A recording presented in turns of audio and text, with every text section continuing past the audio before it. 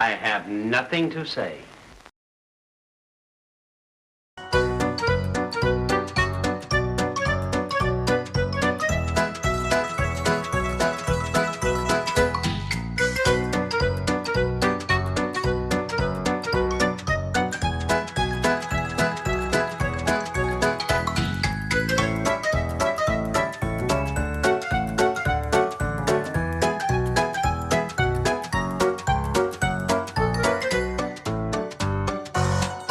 You wax-eater! You wolf in sheep's clothing! Do you mind if I smoke? I don't care if you burn up! Mae Busch was an actress who worked in films between 1912 and 1946. She's probably best remembered for her work with Laurel Hardy. I'm Mr. Hardy. This is my friend, Mr. Laurel. Oh, how do you do? She was born Annie Mae Busch on the 18th of June 1891. Her first home was at 56 Page Street, Albert Park, South Melbourne, Australia.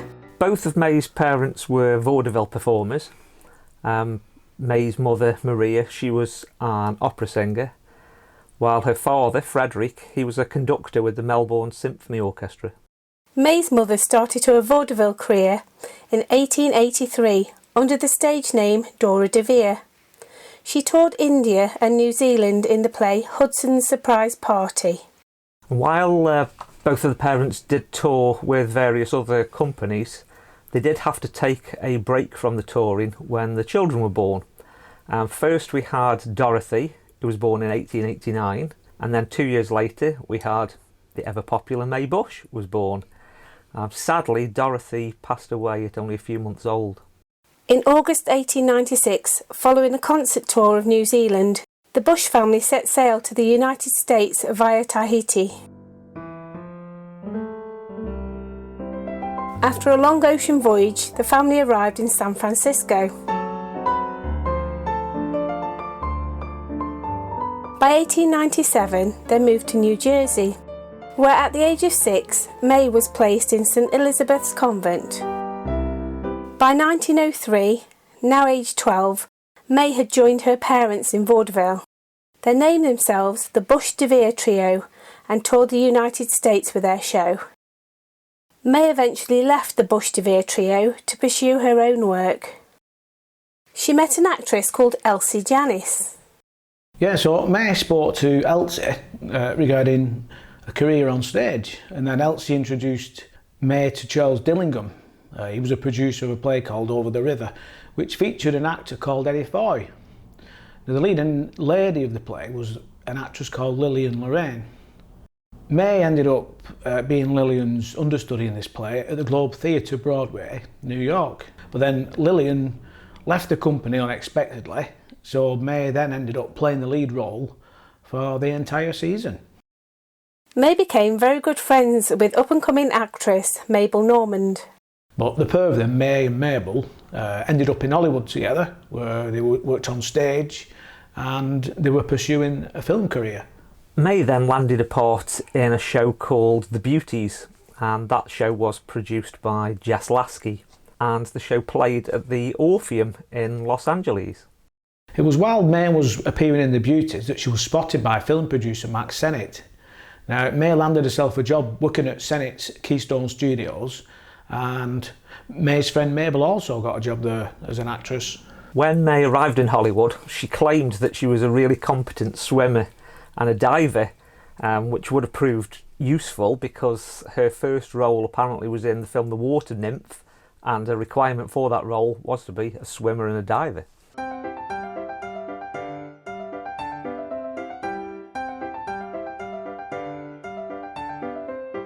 Mabel Normand, well, she grew into a big silent star. You know, she starred in loads of films, including several with Charlie Chaplin.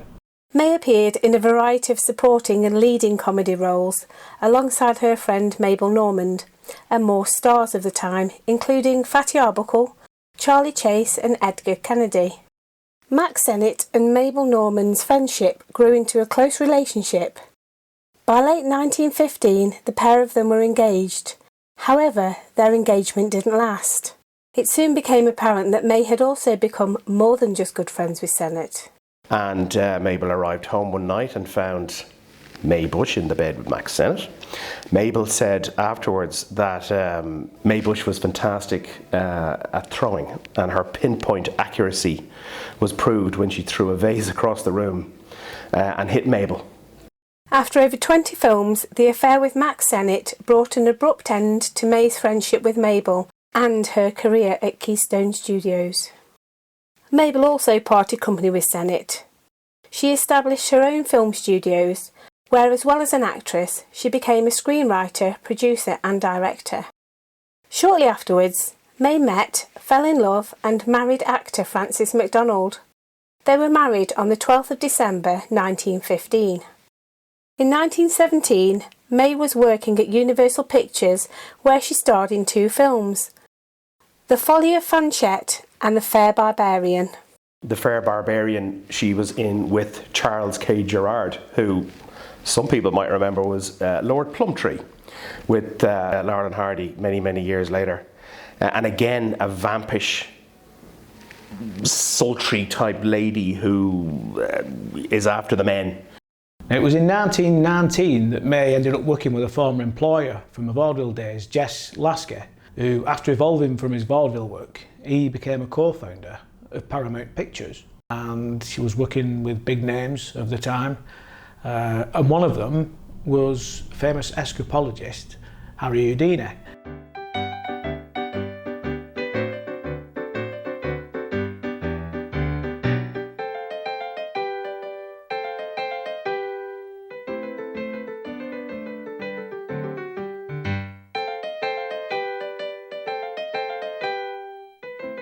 A year later, in 1920, Mae was back at Universal, playing another serious role in The Devil's Passkey, co-starring alongside actor Erich von Stroheim, who also co-wrote and directed the picture. Mae was such a versatile actress, and for the next couple of years of her career, she worked on several films with a mixture of comedy and some more serious roles. And she worked again alongside Erich von Stroheim, and this time she played a Russian princess in a film called Foolish Wives, where she played the most vampish of vamps ever.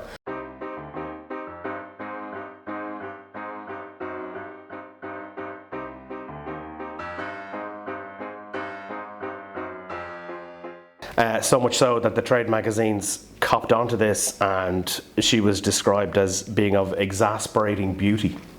It was soon after the release of Foolish Wives on the 24th of November 1922 that she divorced her husband Francis McDonald. Yeah, the marriage to Francis McDonald came to quite a bit of a rapid end really, because he deserted her. Despite Mae's troubled life off screen, or maybe even because of it, fans couldn't get enough of her, and they were regular readers of her life in magazines, looking at her hairstyle, her fashion, even what cars she drove. And it was around this time that critics called her the Versatile Vamp. And the magazines loved this, and they loved portraying her like that. But these were the roles she was known for, these were the roles she was given, and the roles she loved to play. Having received rave reviews for her acting performance, Mae gave up the comedy roles and focused more on serious acting work. In 1923, Mae signed a 5-year contract with Goldwyn Studios. Here she made a string of films, including a feature film called Souls for Sale.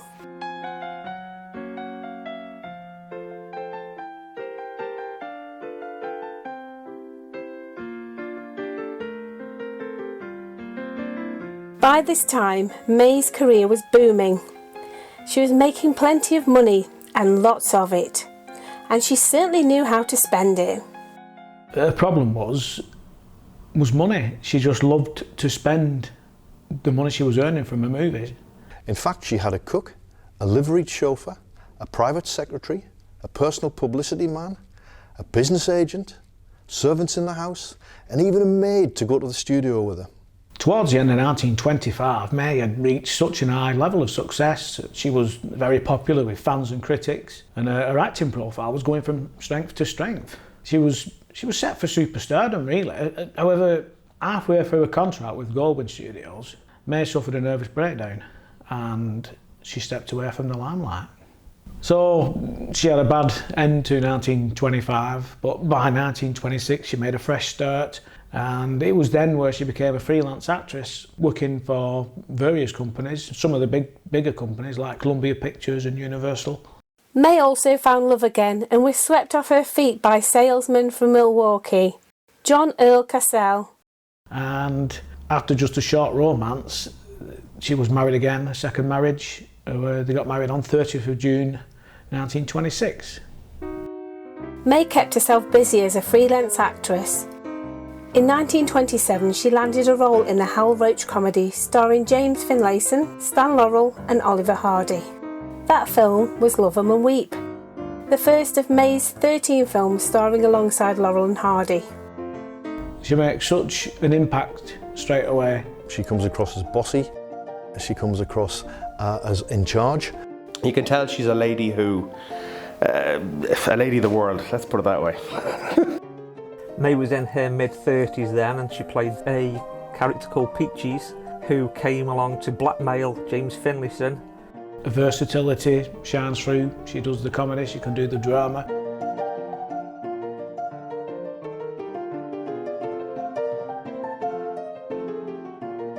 You know, there are great actresses throughout all the Laurel and Hardy films, but when it comes to a woman who's going to take charge and not take any rubbish, it's got to be Mae Busch.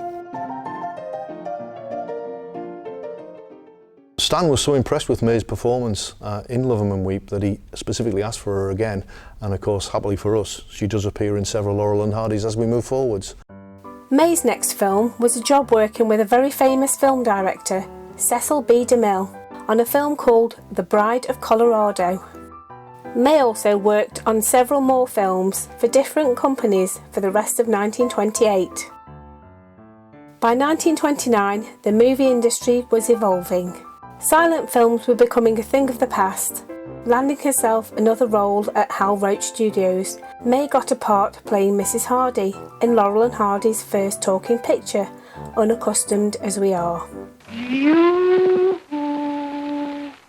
do you mean, you-hoo?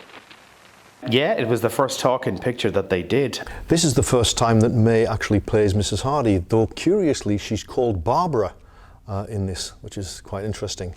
If you think for a moment that all I'm going to do is stay in that kitchen, leave over that hot stove, I don't care what I told you, I'm telling you now that I'm not going to do it anymore. This is my birthday. A woman in that position being a wife back in those days, you know, stuck in the house, she was just so strong, confident, taking no rubbish from her husband. Unaccustomed as we are, when she's having the argument with Ollie about having to cook, and Ollie turns on the gramophone and they're still, she's saying this, he's saying that, she's saying this, and the gramophone's on and the music, and then all of a sudden she is in sync with the music and Stan is in the background and he's dancing with her, singing literally, but she's not, with the music. It's just hilarious. If you think for 1 minute that I'm going to go in that kitchen and cook for you, I'm afraid not going to do it. She will let him talk a little bit, but she won't have him answering back. You know, she'll stand up for herself. She's not afraid to get a bit physical. What do you mean by saying this when I'm trying to talk to you? You big brute!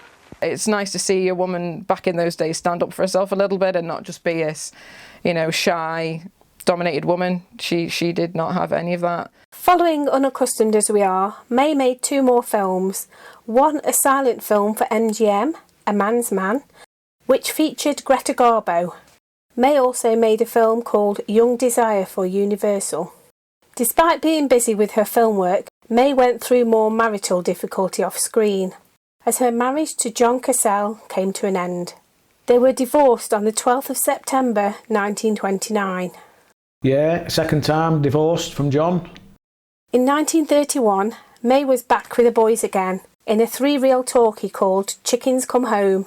And again, she plays the downtrodden ex-girlfriend or old flame, and ends up blackmailing Ollie, who plays the character this time that Finn played in the original movie. Chickens Come Home was of course a virtual remake of the earlier silent Love 'Em and Weep. We see an awful lot of scenes that are pretty much like for like. Just the same old apple-cheeked boy.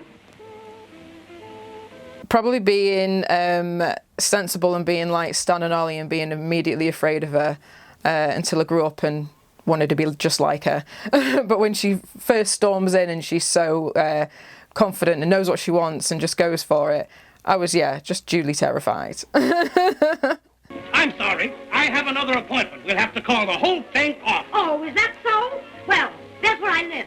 You be there at 7, or else. All right. And Stan is dispatched to kind of keep her busy. Give me that key. Give me that key. You wouldn't mess with her, would you? You wouldn't mess. You wouldn't argue with Mae Busch's characters. Well, you wall-eyed tyke. What's the big idea of sending this dumbbell over to me? Before her next film with Laurel and Hardy, Mae starred in 2 more films, Defenders of the Law and an Our Gang film called Fly My Kite. Mae's character had now developed a habit of being a blackmailer. The 1931 film Come Clean was no different. Enter Kate the Floozy. Interestingly in this, the script refers to Mae's character as Suicide Annie. This was later changed to Kate. Laurel and Hardy find Mae at the side of the riverbank, attempting to commit suicide. Goodbye, old world. I'm leaving you flat. Goodbye. Goodbye. And then, they save her and she's, Help! Hey, do something to help me! right, that's it, you're going to take, responsibility for me now and look after me. And We saved your life. You've got a lot of nerve butting into other people's affairs. Well, now that you've saved me, you can take care of me. the whole screaming and trying to get them in trouble.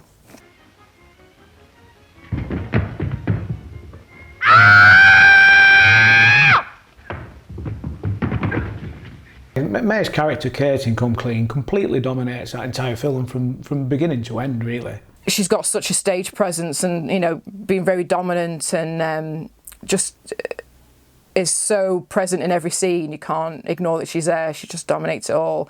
She's gone.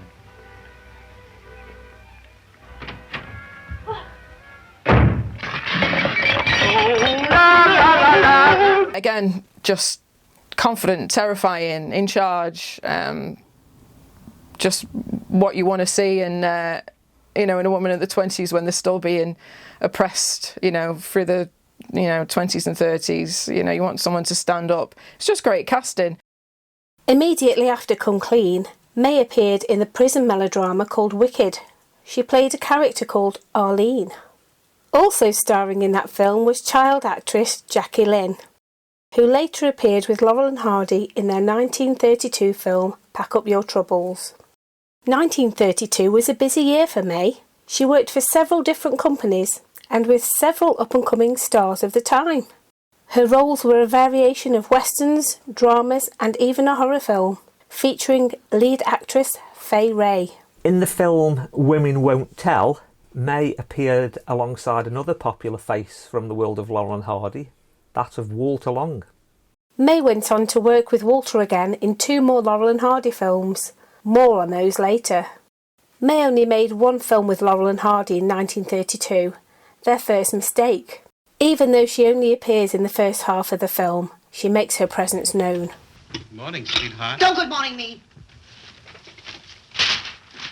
I'm getting sick and tired of this. It's Stan here, Stan there. Stan wants me to go here, Stan wants me to go there. I tell you, it's beginning to get on my nerves. Why, you ought to be ashamed to even be seen on the street with him. And the phone rings and it's Stan and he's inviting Ollie out. And obviously, Ollie doesn't want to tell Mae that Stan's on the phone. Yes, Mr. Jones. Thank you very much, Mr. Jones. I certainly appreciate it. Goodbye, Mr. Jones. That was my new boss, Mr. Jones. Oh. He's having a big business meeting tonight, and he wants me to attend. Oliver. And she's so proud. All of the out-of-town boys are going to be there. Big, influential men. And you can see her, and oh, Oliver. And it's, again, wonderful acting. Oh. At last you're beginning to get someplace. It'll do me a lot of good. Why, naturally. And then Stan knocks on the door to... What do you want? I just came to tell Ollie that was me on the phone. And the difference and the switch, and she turns off and don't go out with that Laurel again. And she's just wonderful. Just the way her acting can go, it's serious comedy, really, you know, proud to really angry. Wonderful, wonderful actress.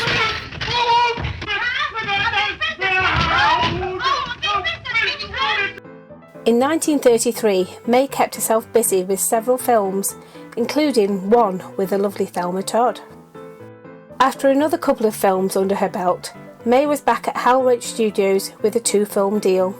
The first of which was a feature film where again she played Mrs. Hardy, in probably her most iconic role with Laurel Hardy.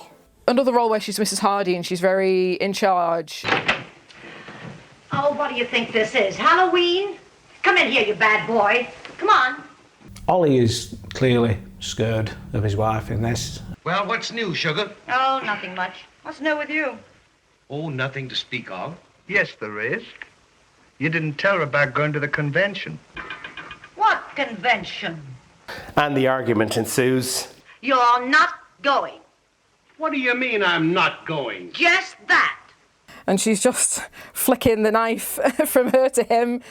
You're not going to the convention. You're going to the mountains with me. And the dialogue is fantastic between Ollie and Mae Busch, and that's what you're concentrating on. I'm not going to the convention. I'm going to the mountains. That's just what I said. That you're not going to the mountains. That you're going to the mountains. But if you look at the pinpoint accuracy again, how she wields that knife. If you think that you're going gallivanting off with a lot of hoodlums to any convention whenever you want to, you're not. Not for a minute you're not. Here I am, slaving day after day, washing and ironing till my fingers bleed. And do you appreciate it? Do you? On one or two occasions, she's really, really close to actually hitting him with the knife. And there's one point where she gets him. And if that didn't make a mark, I don't know. But it's absolutely super. And she shows a really loving, caring side. There now. There, that's better. Which, you know, just shows how multi-talented she is. You know, yes, she is brilliant at the violence and the domineering part, but she can show softness. Probably that terrible argument we had the other night caused it all. I wouldn't be a bit surprised. And the boys go to the convention. Honolulu liner sinking. There's a wonderful piece of overacting by Mae in this, in my opinion, where when she can feel Ollie hovering above her. Oh, I feel as if they were hovering right over me. Oh, don't talk that way. I think her reaction and even the face she pulls and the arms that she puts in the air are tremendous, but clearly she's going for it. I can't help it. Oh, I've just gone all of... Well, if you're going to act like that way, I'm going. Oh, don't leave me, Betty. Don't. But then she's in the cinema and she sees the news of the convention, and there's her husband on screen having a great time, not in Honolulu for his health. And that double take where she's looking at it, looks down after seeing it, and looks up, and there he is. Just wait till you get back home, you inflated tadpole. She gives Ollie so many chances to come clean. Oliver, I want you to be big. Bigger than you've ever been before. Are you telling me the truth? And of course Ollie doesn't. Mae was renowned in the early days as being a crack shot when she was throwing things, and I think that possibly Sons of the Desert gives her the best opportunity to display that skill. Wow, just brilliant, absolutely spectacular stuff. Mae ended 1933 working at Hal Roach Studios in a 3-reeler, Oliver VIII. Well, Mae clearly is absolutely raving balmy in this. Yeah, wow, psycho. If you watch Mae Busch in this, she does shine in this because her acting is brilliant. And instead of playing a bossy wife or a blackmailer, this time she's a psychopathic murderer. Taking revenge on anybody named Oliver. It was an Oliver who first came into my life and double-crossed me. Left me on the eve of my wedding. And I've sworn to take revenge on every Oliver that crosses my path. I mean, she looks odd with the tight, curly hair and just the way she goes about, facial expressions in this film are just wonderful. Jitters the butler, the way they play that scene, and there's nothing in the soup. Very little jitters.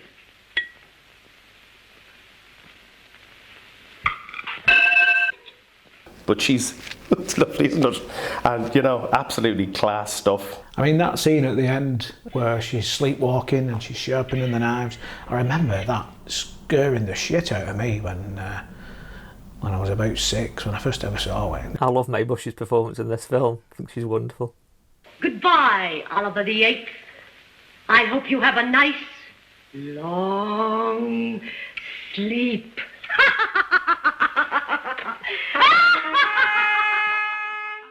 Following Oliver VIII, Mae worked on more pictures, one of which was an uncredited role. However, 1934 became Mae's busiest year working at Hal Roach Studios, where she starred with Laurel Hardy in 5 consecutive films. The first of these saw the welcome return of Walter Long in the film Going Bye-Bye. Butch, what are you doing here? I took a vacation. Mae plays Walter Long's girlfriend, and I suppose the character is a bit more... She's not an arguing wife in this one, she's not a villain in this one, she's not some psycho that's run away in this one. She's just playing somebody who wants to help out her boyfriend to flee town. Are you the party who advertised for a travelling companion? While Mae's on the other end of a phone line to Ollie, she's probably as responsible for the ear is full of milk scene as Stan is. Just a minute, my friend Mr. Hardy will speak to you. Hello? Excuse me, please. My ear is full of milk. And there's a really funny line in there where Mae says about him falling in the trunk. And my friend got locked in the trunk and he can't get out. Locked in the trunk? Yes, well, you see, he was packing and he accidentally fell in. It could happen. In Them Thar Hills, Mae plays a more chilled-out character as Mrs. Hall. Oh, but you never pay any attention to me. Oh, shut up. I won't shut up. So she wants to take a break. She doesn't want to walk anymore. She wants her husband to go and get the fuel and get the car sorted while she has a rest. Oh, could I have a drink of water? I'm so thirsty. Why, certainly. Thanks. And ends up on the razz a little bit with the boys and has a jolly good time.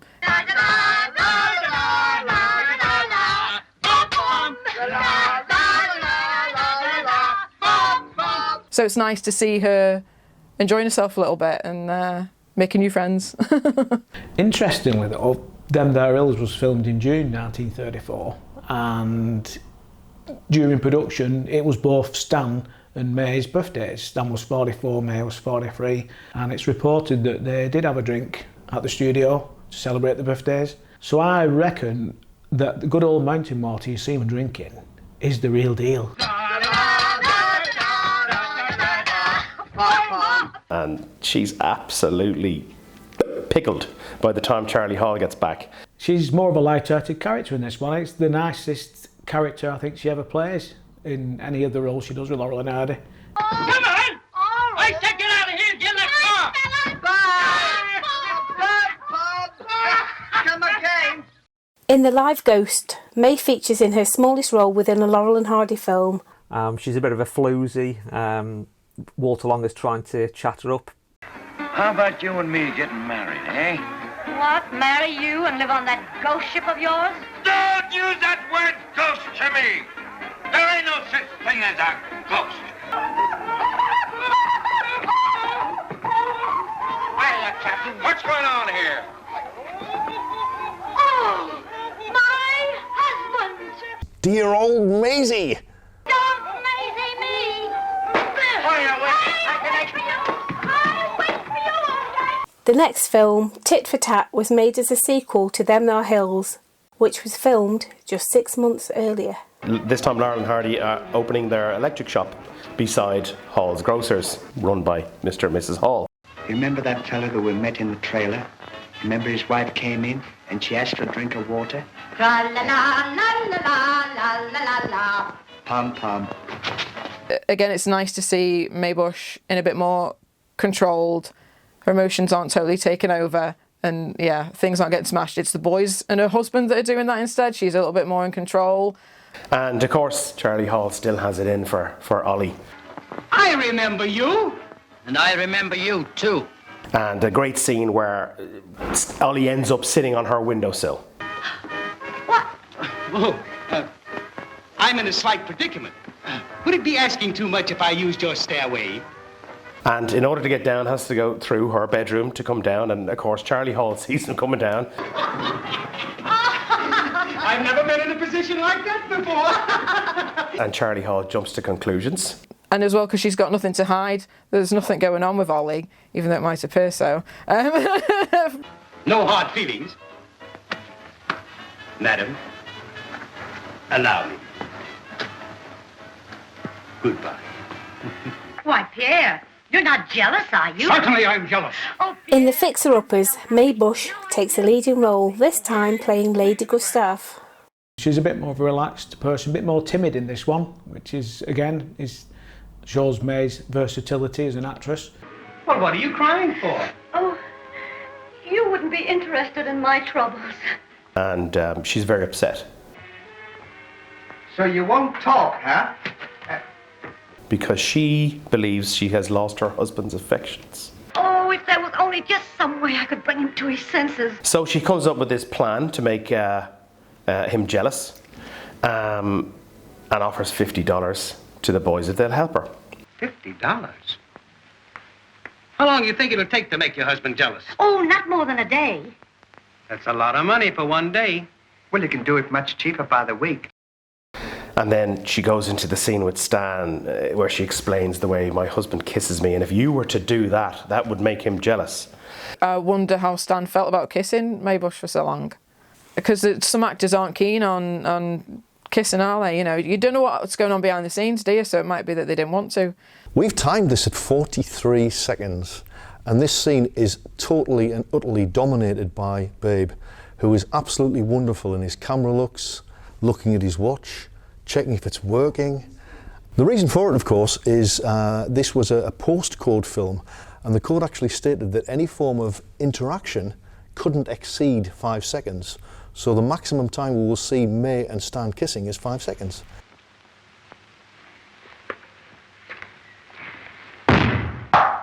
Mae made another film after The Fixer-Uppers, which also featured Zazu Pitts. 1934 and 1935 were a busy couple of years for Mae. As well as making films, she had been in a relationship with civil engineer Thomas Tate. They were engaged and eventually married in Hollywood on the 6th of February 1936. This was now Mae's third marriage, which lasted until her death. Shortly after her marriage, Mae was back at the Hal Roach Studios working with Laurel Hardy, playing Ollie's wife for the final time. Hello, honey. Don't honey me, you big bag of suet. I think was really quite different in this role. Really less violence, more seduction and manipulation to get what she wants. No matter how she hurts other people as well, really, which is quite different, I think, from her other roles in her other films. I told you 5 minutes ago not to talk to me. I told you an hour ago. I told you a week ago. Yeah, and you told him a year ago, too, didn't you? You keep out of this, woodpecker. She's violent to Stan.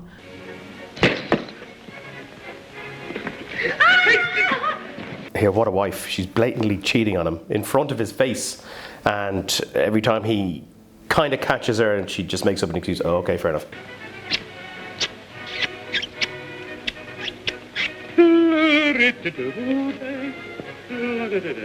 She's such a bad woman, she kidnaps a child.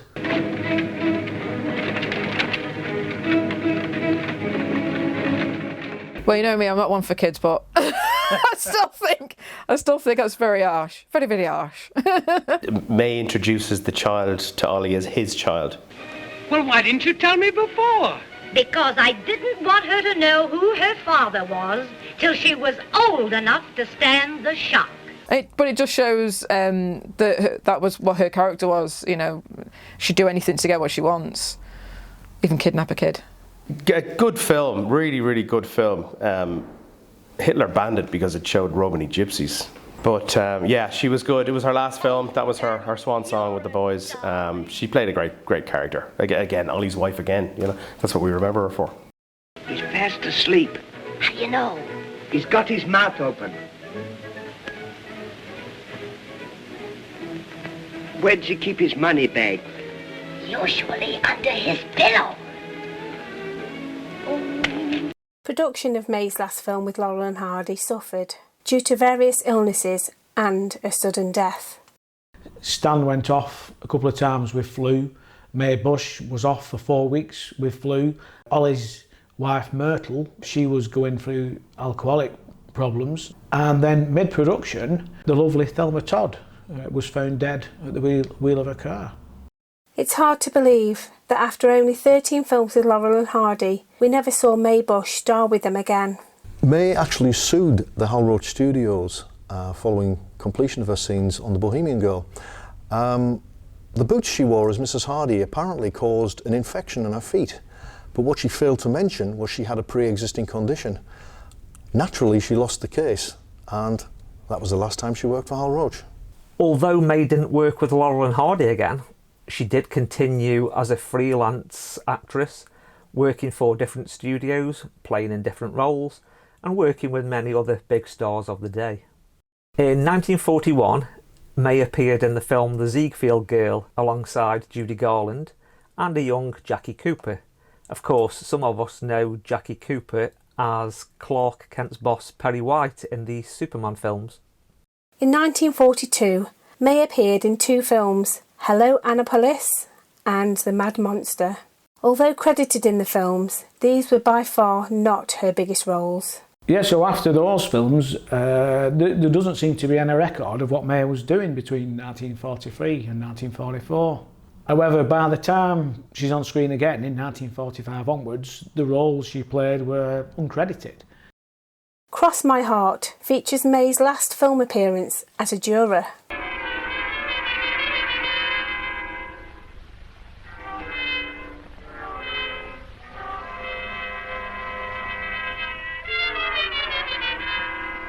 It's documented that Mae played the woman in the automat in the film Ladies' Man, which was only released in 1947. Production of this film would have been mid to late 1945. It's questionable though if Mae did appear. Is this Mae Busch?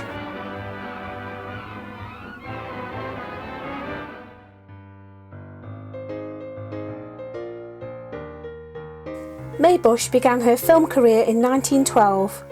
She worked continuously throughout the rest of her life, appearing in over 120 films. In December 1945, Mae was diagnosed with colon cancer. She died just 5 months later, on the 20th of April 1946, aged just 54 years old. Mae wasn't forgotten. In 1960, for her film contributions, she was inducted to the Hollywood Walk of Fame. After her death, her ashes were left unclaimed for many years, and it was in 1970 when members of the Way Out West tent of the Sons of the Desert in Los Angeles claimed them and gave her a proper send-off with a stone. Then she was laid to rest at the Chapel of the Pines Crematoria in Los Angeles.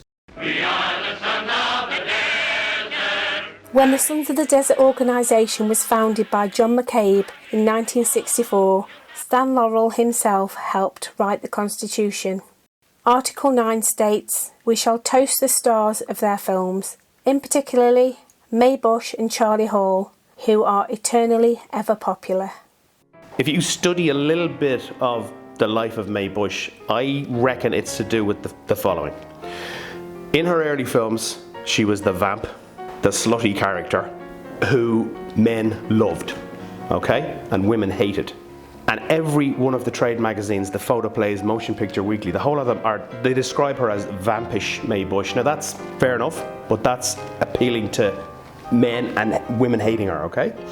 But from the mid-20s onwards, she changes her roles and isn't the vampish character anymore. She is playing a more down-to-earth lady. She becomes involved in fashions, and the magazines have her in furs and fur coats and fabulous dresses.